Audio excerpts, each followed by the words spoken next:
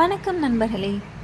சமீபத்தில் இட்டாலியில் நடந்த ஆராய்ச்சி ஒன்றில் பெண்களோட சினைப்பை நீரில் மைக்ரோ பிளாஸ்டிக்ஸ்ன்னு சொல்லக்கூடிய நுண்ணெகிழிகள் இருக்கிறத கண்டுபிடிச்சிருக்காங்க. என்னது, நம்ம உடம்புக்குள்ளே பிளாஸ்டிக்கான ஆச்சரியமாக இருக்கா? ஆமாங்க, இட்டாலியில் மட்டும் இல்லைங்க, கடந்த சில வருஷங்களாகவே பல இடங்களில் மேற்கொண்ட ஆராய்ச்சிகளில் மனிதர்களோட உடம்புல பல பகுதிகளில் இந்த மைக்ரோ பிளாஸ்டிக்ஸ் இருக்கிறத கண்டுபிடிச்சிருக்காங்கங்க. அது சரிங்க, இந்த மைக்ரோ பிளாஸ்டிக்ஸ் எப்படிங்க நம்ம உடம்புக்குள்ளே போகுதுன்னு கேட்குறீங்களா?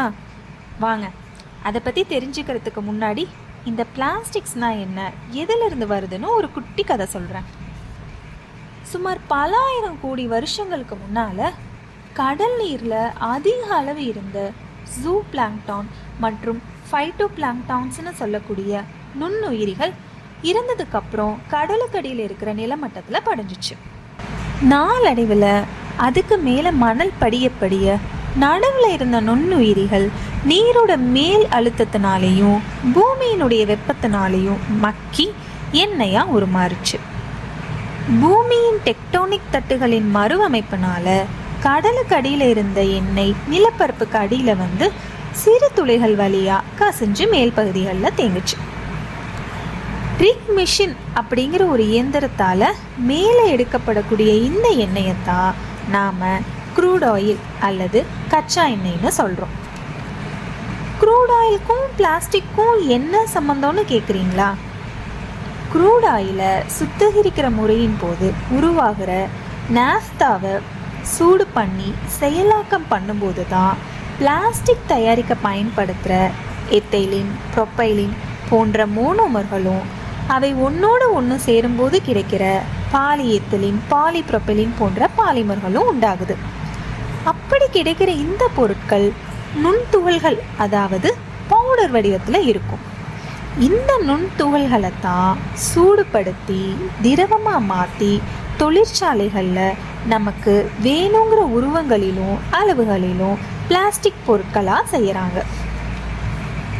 அது மட்டும் இல்லைங்க, நம்ம அன்றாடம் உபயோகிக்கிற face scrubs, toothpaste, body wash, polyester அல்லது நைலான் சட்டைகள், 3D painting powder, road paint, tyre, ship paint, இது மாதிரி எல்லாத்துலேயும் மைக்ரோபீட்ஸ்னு சொல்லக்கூடிய மிகச்சிறிய அளவிலான, அதாவது 1 மைக்ரோமீட்டரில் இருந்து 5 மில்லிமீட்டர் அளவில் உள்ள பிரைமரி மைக்ரோ பிளாஸ்டிக்ஸை சேர்க்கிறாங்க.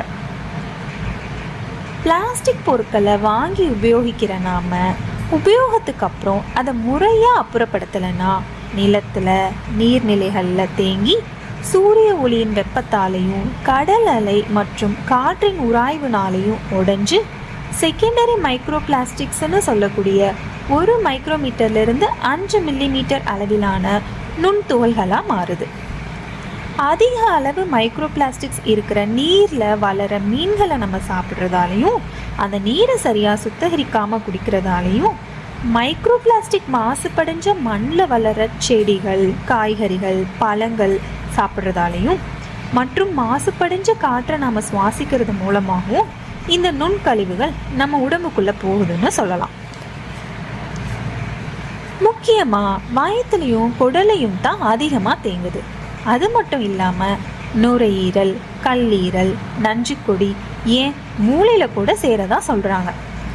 இதனால் நமக்கு ஜீரண கோளாறுகள், சுவாச பிரச்சனைகள், கல்லீரல் பிரச்சனைகள், ஞாபக மறதி, மலட்டுத்தன்மை, ஹார்மோன் பாதிப்புகள், குழந்தை வளர்ச்சி குறைபாடு போன்ற பாதிப்புகள் ஏற்படலாம்.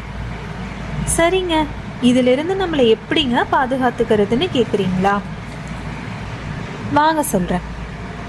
முதல்ல, ஒரு பொறுப்பான குடிமகனாக சரியான முறையில் பிளாஸ்டிக் கழிவுகளை அகற்றி மறுசுழற்சி செய்ய உதவுங்க. முடிஞ்ச வர பிளாஸ்டிக் பொருட்களின் பயன்பாட்டை தவிர்க்கணும். முடியாத பட்சத்தில் 2, 4, 5 எண்கள் போட்டிருக்க பிளாஸ்டிக்கை உபயோகிக்கலாம். சுத்திகரிக்கப்பட்ட ஆர்ஓ குடிநீரை பயன்படுத்துங்க. பிளாஸ்டிக் பாட்டிலில் அடைச்ச குடிநீரை பயன்படுத்தாதீங்க. மீனை சமைக்கும்போது குடல்களை முழுவதுமாக நீக்கிட்டு சமைங்க. பிளாஸ்டிக் டப்பாக்களில் அடைச்ச உணவுகளை தவிர்த்துக்கோங்க. Plastic tiffin box, spoon, fork, plate போன்ற பிளாஸ்டிக் பொருட்களை உபயோகப்படுத்தாதீங்க. கடல் உப்புக்கு பதிலாக ராக் சால்ட் உபயோகப்படுத்துங்க. பிளாஸ்டிக் டீ பேக்ஸை தவிர்த்துக்கோங்க. காட்டன், உல் மற்றும் லினன் துணிகளை ப்ரிஃபர் பண்ணுங்க. பிளாஸ்டிக் மைக்ரோபிட்ஸ் உள்ளடங்கிய பொருட்களை உபயோகப்படுத்தாதீங்க. பிளாஸ்டிக் டாய்ஸை குழந்தைங்களுக்கு கொடுக்காதீங்க. வெளியில் தூசியில் போகும்போது மாஸ்க் போட்டுக்கோங்க. இன்னைக்கு நாம் பண்ணுற ஒரு சின்ன மாற்றம் நாளைக்கு ஒரு பெரிய தாக்கத்தை ஏற்படுத்தலாம். Stay informed, stay safe.